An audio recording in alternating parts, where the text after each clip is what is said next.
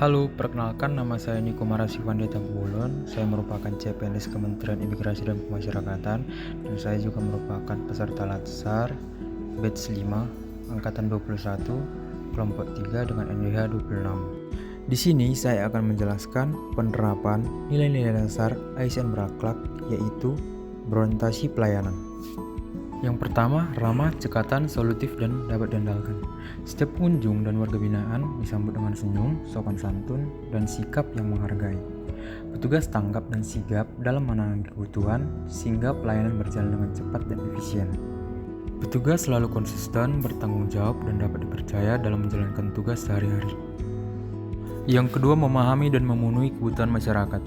Petugas selalu mendengarkan dengan seksama, mencatat keluhan, dan memahami kondisi pengunjung agar setiap masalah dapat ditangani dengan tepat. Misalnya memberikan informasi jadwal kunjungan dengan jelas, menyediakan ruang tunggu yang nyaman.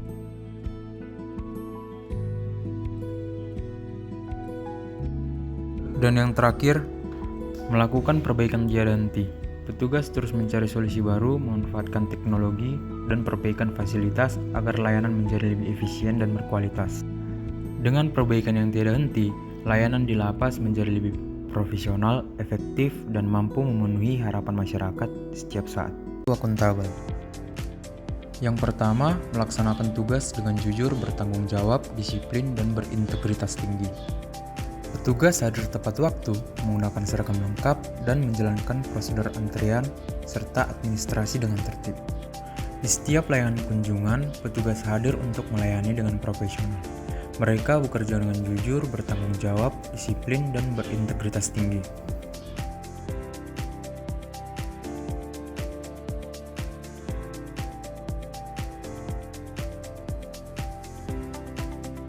Yang kedua, menggunakan kekayaan dan barang milik negara secara bertanggung jawab, efektif, dan efisien.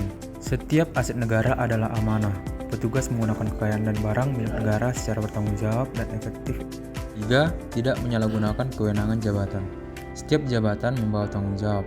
Di lapas, petugas menjalankan tugasnya dengan integritas dan tidak menyalahgunakan kewenangannya. Segala bentuk gratifikasi, suap, dan penyalahgunaan wewenang ditolak demi menjaga kepercayaan masyarakat dan profesionalisme pelayanan. Yang pertama, meningkatkan kompetensi diri untuk menjawab tantangan yang selalu berubah. Memanfaatkan waktu luang untuk mempelajari hal baru, bukan sekadar mengisi kekosongan jadwal, melainkan sebuah investasi strategis bagi masa depan. Yang kedua, membantu orang lain belajar. Berbagi pengetahuan dengan rekan kerja adalah cara terbaik untuk memastikan seluruh tim memiliki standar kompetensi yang seragam, sehingga setiap tantangan di lapangan dapat dihadapi dengan koordinasi yang solid dan presisi. Yang ketiga, melaksanakan tugas dengan kualitas terbaik. Menjalankan tugas kontrol keliling secara konsisten dan terukur sesuai jadwal yang telah ditetapkan, dengan memastikan setiap sudut blok terpantau tanpa terkecuali demi meniadakan celah bagi gangguan keamanan.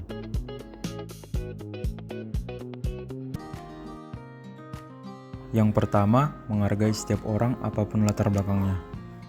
Menghargai rekan kerja tanpa memandang latar belakang bukan hanya soal etika, tapi juga kunci terciptanya lingkungan kerja yang solid dan kondusif. Dengan menggantikan tugasnya, Anda memastikan bahwa layanan kepada masyarakat tidak terputus. Yang kedua, suka menolong orang lain. Dengan membantu rekan, saya tidak hanya mempermudah pekerjaan mereka, tetapi juga mempererat hubungan emosional dalam tim yang berdampak pada produktivitas kerja yang lebih baik. Yang ketiga, membangun lingkungan kerja yang kondusif. Dalam konteks nilai harmonis, membangun lingkungan kerja yang kondusif bukan hanya soal menghindari konflik, tetapi tentang menciptakan ruang di mana setiap individu merasa aman, dihargai, dan termotivasi untuk memberikan yang terbaik. Yang pertama, memegang teguh ideologi Pancasila, Undang-Undang Dasar 1945, setia kepada NKRI, serta pemerintahan yang sah. Menjadi petugas pengibar bendera adalah bentuk penghormatan langsung kepada simbol kedaulatan negara. Ini menunjukkan bahwa Anda memiliki kebanggaan dan jiwa patriotisme yang tinggi sebagai abdi negara. Proses pengibaran bendera menuntut ketepatan waktu, keseragaman gerak, dan kepatuhan pada instruksi komandan upacara. Ini mencerminkan ketaatan terhadap perintah atasan yang sah dan aturan kedinasan yang berlaku di lingkungan lapas. Berikutnya, menjaga nama baik sama ASN, pimpinan, instansi, dan negara. Dan juga menjaga rahasia jabatan dan negara. Melakukan razia rutin dan penggeledahan blok hunian merupakan salah satu tugas paling vital di lapas. Tindakan ini bukan sekedar menjalankan perintah, melainkan wujud kesetiaan tertinggi terhadap keamanan organisasi dan negara.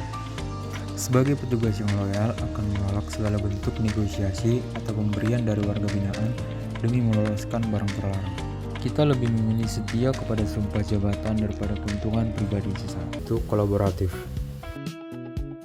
Yang pertama, memberikan kesempatan kepada berbagai pihak untuk berkontribusi.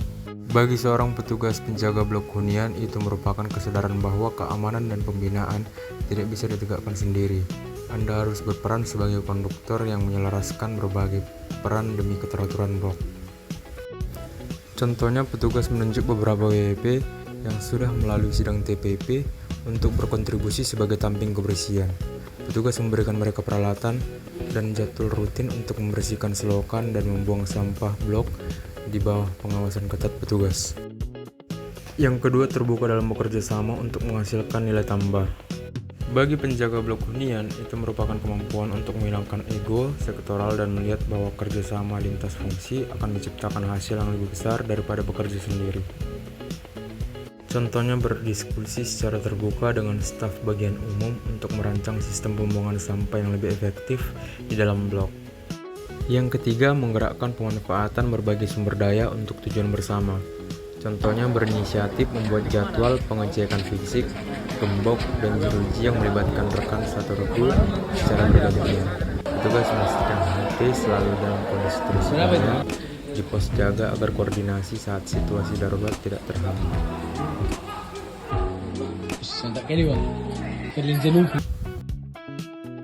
Yang pertama, cepat menyesuaikan diri menghadapi perubahan.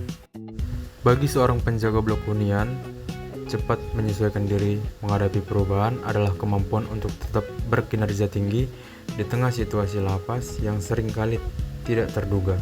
Sebagai petugas, Anda dituntut untuk tidak kaku terhadap kebiasaan lama jika situasi di lapangan sudah berubah.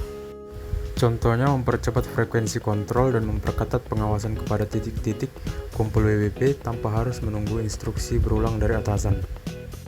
Yang kedua, terus berinovasi dan mengembangkan kreativitas.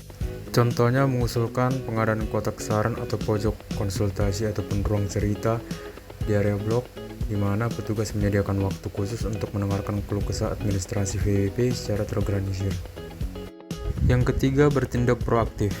Bagi seorang penjaga blok hunian, itu merupakan kemampuan untuk mengambil inisiatif dalam mengantisipasi masalah sebelum masalah tersebut muncul. Contohnya, setiap awal shift, petugas secara proaktif mengecek fungsi senter, memastikan HT terisi penuh, dan memeriksa apakah APAR alat pemadam api ringan di blok hunian masih berfungsi, dan juga melakukan pengecekan kunci dan juga gembok-gembok.